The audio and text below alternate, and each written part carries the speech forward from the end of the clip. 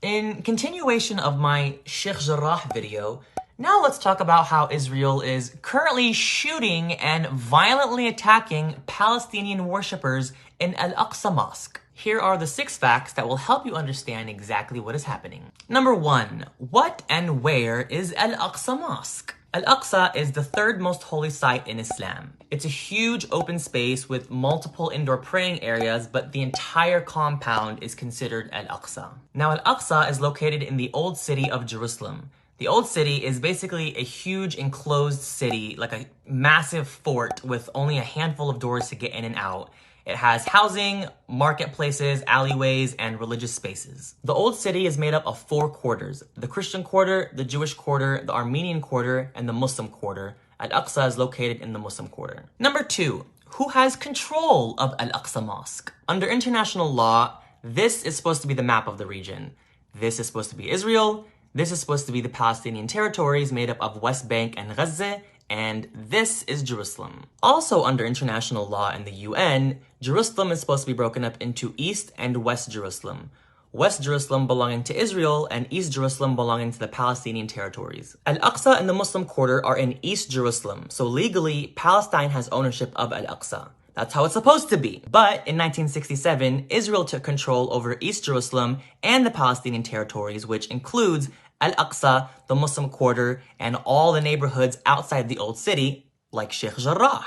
So because Israel has control over East Jerusalem, Palestinians in the Palestinian territories don't have access to Al-Aqsa. They have to apply for a special permit from Israel to visit, and most of the time, Israel rejects the requests. I have relatives who were born and raised 30 minutes from Al-Aqsa, and they've literally never been. And this isn't just for Muslim Palestinians. Even Christian Palestinians in the West Bank don't have open access to their holy sites in the Christian quarters of Jerusalem. Israel illegally has full control over the old city and all the religious sites that are in it. Number 3, what's happening at Al-Aqsa right now? It is the holy month of Ramadan for Muslims everywhere right now, and these last 10 days are extremely important, so Al-Aqsa is jam-packed with Palestinian Muslims praying together. 2 nights ago, while Palestinians were praying at Al-Aqsa, Israeli police barged their way into the Al-Aqsa compound with guns and full protective gear and started shooting rubberized steel bullets and throwing stun grenades at the Palestinians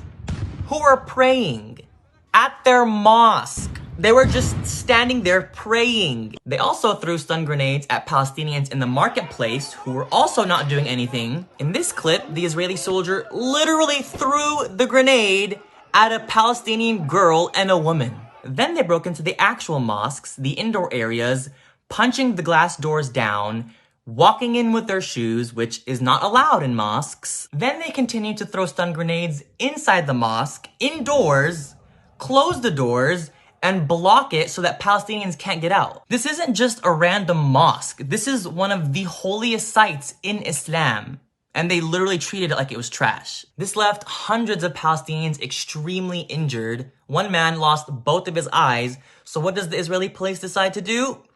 Attack the medical tents. They threw stun grenades at Palestinian medics. So now the medics can barely take care of the injured people. So now there's just hundreds of injured people just sitting there. The Palestinians are recording and posting all of this, and they literally don't even care. So we're all seeing this, and now Palestinians all over are furious. Number 4, what's the connection between the Al-Aqsa attacks and Sheikh Jarrah? Now this is very important. As I said, Israel has illegal control over Al-Aqsa and East Jerusalem. So what Israel does is use the Al-Aqsa Mosque as a way to control the Palestinian people.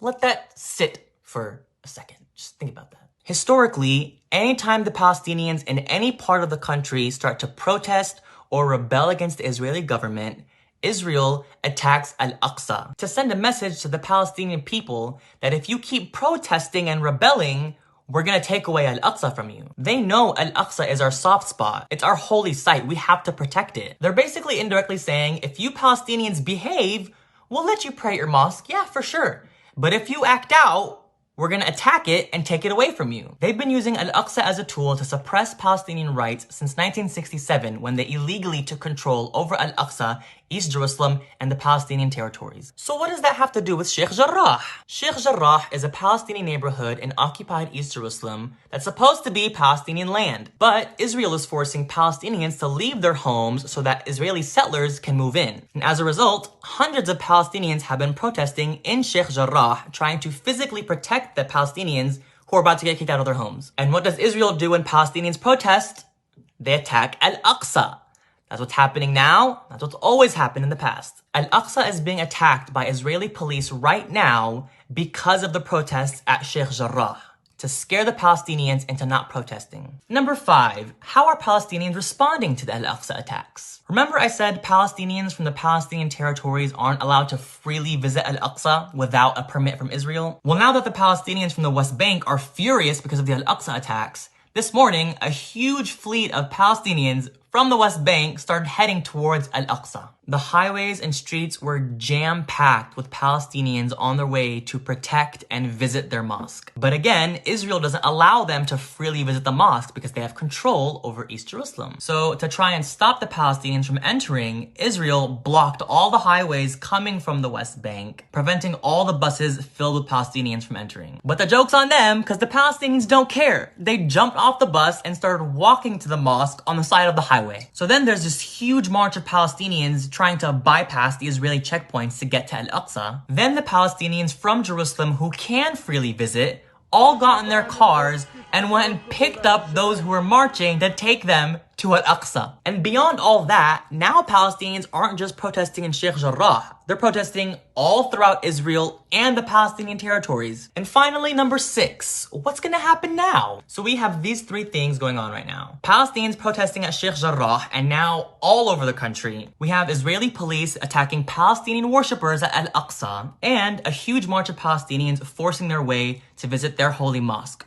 Rightfully so. All we know is that Israel is not happy that Palestinians are rebelling. So I think a lot of Palestinians right now are mentally preparing for a very complex next few days. So now that you're pretty well versed in the illegal occupation of Palestine and what's happening right now, we can officially stop calling it a conflict or clash. The Palestinian-Israeli conflict. No, it is not a conflict. Conflict connotes a sort of symmetry of power, which there is not. It is Israel's illegal occupation. It is the oppression of Palestinians. It is apartheid. It is stripping Palestinians of their human rights. It is ethnic cleansing. It is shooting innocent Palestinians while they're praying in their holy mosque. All of the above, yes.